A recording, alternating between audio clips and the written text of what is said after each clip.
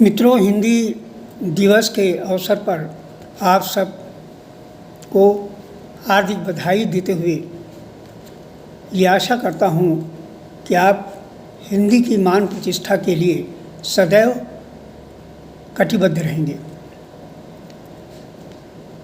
मेरी पदयात्रा आगे बढ़ी तो फर्रुखाबाद के लोगों ने जो असीम प्रेम और सहयोग दिखाया हिंदी के नाम पर, मुझे बहुत गर्व हुआ कि हमारा ज़िला फर्रुखाबाद हमारे हिंदी को इतना मान प्रदान करता है। वैसे फर्रुखाबाद का नाम याद आते ही छायावाद की प्रमुख कवियत्री श्रीमती महादेवी वर्मा की याद आना स्वाभाविक है। वह हिंदी भाषा के लिए जीवन पर्यंत प्रयत्नशील रहीं। जब भी उन्हें मौका मिला राष्ट्रभाषा हिंदी के उत्थान के लिए हुंकार भी भरती थीं। ये सरकारी नीति के प्रति क्षुब्ध थीं। महादेवी वर्मा का कहना था कि हिंदी राजकाज चलाने के लिए थोपी गई राजभाषा नहीं है।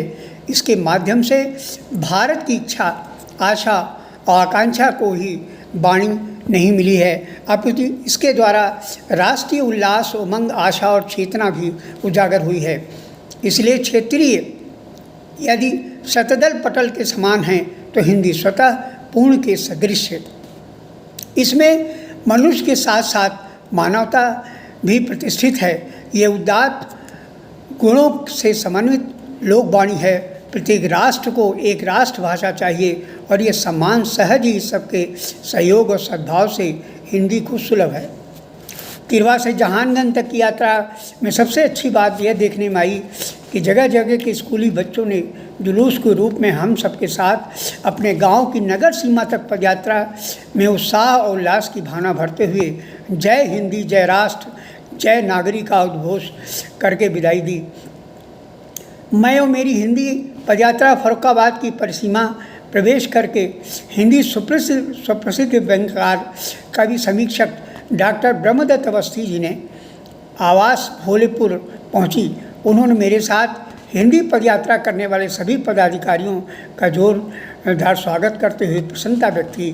फर्रुखाबाद में अनेकों स्थानों पर पदयात्रियों का स्वागत व गोष्ठियाँ आयोजित की गईं।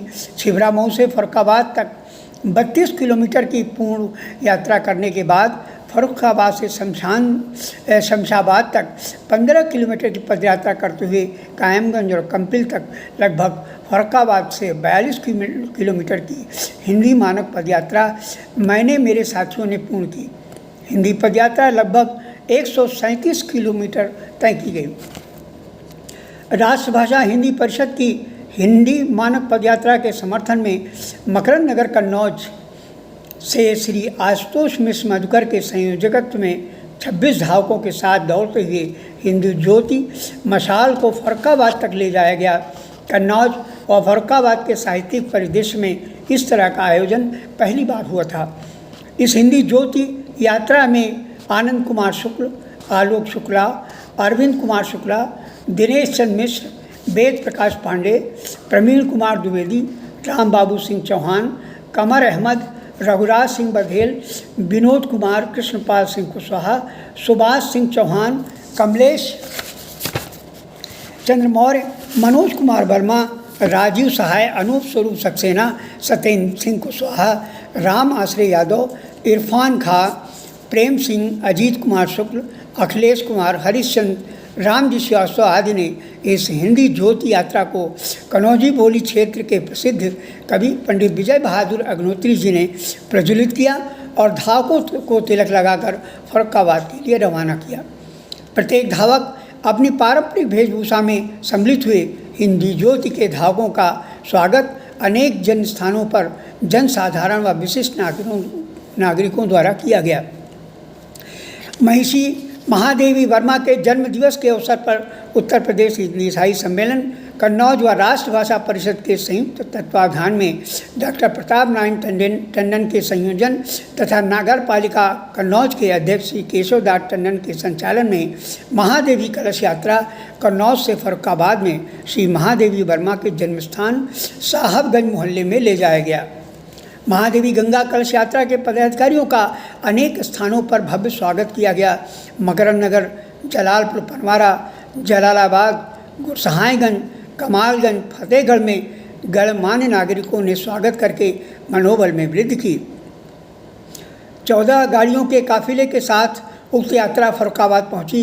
यात्रा प्रारंभ होने के पहले ही महादेवी गंगा कलश का विधिवत पूजन डॉक्टर प्रताप नारायण टंडन, पंडित मदन मोहन दुबे तथा सुंदरलाल मेमोरियल स्नातकोत्तर महाविद्यालय के प्राचार्य डॉक्टर सुबोध मिश्रा ने किया।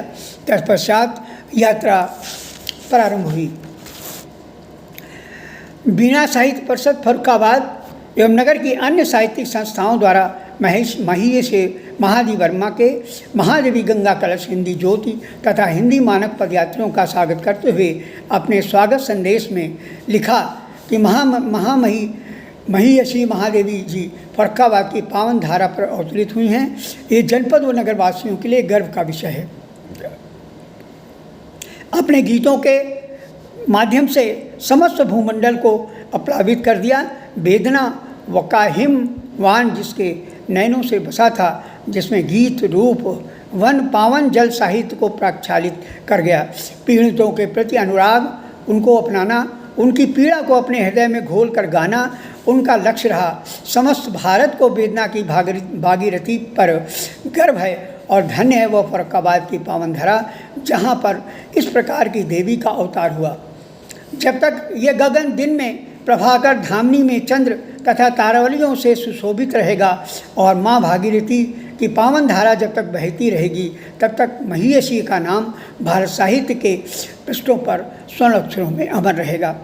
ये हर्ष का विषय कि आज हम उन्हीं के स्मृति कलश का श्रद्धा सादर दर्शन करने का सौभाग्य प्राप्त कर रहे हैं। समस्त कलमकार परिवार श्रद्धा पुष्प समन्वित रूप से समर्पित कर रहा है। हम उन बंधु श्रेष्ठों को प्रणाम करते हुए साधुवाद देते हैं जिस सौभाग्य क्षण को समीप लाने में सहायक हुए। इस बीणा साहित्य परिषद परिवार के मुख्य रूप से संरक्षक डॉक्टर महेश चंद्र शर्मा प्रबल, जगदीश प्रसाद टंडन अलौकिक, मुनीश्वर वाजपेयी कमल, ओम प्रकाश अग्रवाल, अध्यक्ष श्री राजेंद्र प्रसाद द्विवेदी, उपाध्यक्ष गिरीश चंद्र वर्मा, महामंत्री रमाशंकर अवस्थी अबोध, साहित्यिक मंत्री वीरेंद्र अग्रवाल मृदु, संगठन मंत्री ओंकार सिंह परमार हैं, जिन्होंने कलश यात्रा तथा हिंदी ज्योति व हिंदी मानक पदयात्रा के पदाधिकारियों का स्वागत किया। फर्रुखाबाद के व्यंगकार तथा ओजस्वी कवि श्री रविशंकर शुक्ल नटखट ने मुझ जैसे पदाधिकारियों के स्वागत में गिल्लू द्वार का चित्र बनाकर एक कागज़ के पृष्ठ पर अंकित कर हम सबका स्वागत किया। यह मुझे बहुत अच्छा लगा कि नटखट ने एक अलग तरह का स्वागत किया जो सराहनीय योग्य है। इस कवि की श्रद्धा का अवदान है। आज मित्रों, जो ये हिंदी दिवस पर फर्रुखाबाद और महादेवी वर्मा का जिक्र आया, मैं समझता हूँ कि ये बहुत अतुलनीय और महत्वपूर्ण है।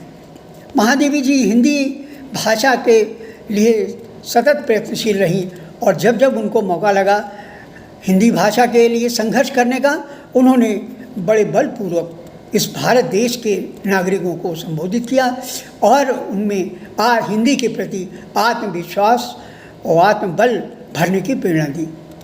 इन्हीं के साथ आप सबको फिर से एक बार बधाई देता हूँ।